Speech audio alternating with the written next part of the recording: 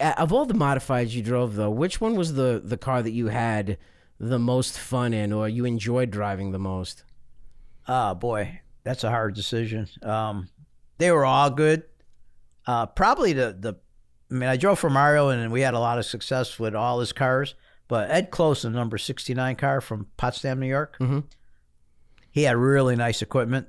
Okay. And he had money. You know what I mean? He owned a Toyota dealership and a Honda dealership, and I did very well with his cars. We won 5 races in a row at New Hampshire Speedway in the '90s with that car. Wow. And they used to pay like $20,000 a race to win. That was big money for modified. That was one of your chassis too, right? Correct. Okay. Now, how did the whole deal come to driving for Ed Cloce? Because I know that there were times where you drive for Mario, went somewhere else, drove for Mario, went somewhere else. How did it come to you driving for Ed in that number 69 car? Because that's another iconic car. I mean, It was the Hemi Cuda. Correct. Yeah. Yeah. We were racing Mario's for the season. I don't forget what year it was, but Mario, I guess, ran out of money, couldn't race the last couple of races, so I drove Ed's car at Martinsville.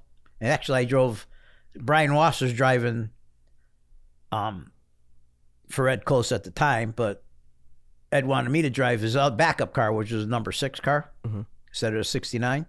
And I drove it to Martinsville, and we did well with it. And that's when the next year, Mario didn't give me any say of what he was going to do, so I took to riding Ed Cloce's car. And from what I heard too, when you guys had teamed up, it was like it was just like very business. It was all business. So, you guys got to the track. It was, get the car prepped, have it pristine, go out, kick ass, go home, and then get on to the next race. That was his philosophy. You're there to race, none of this partying and all this stuff. Super nice guy, super nice family.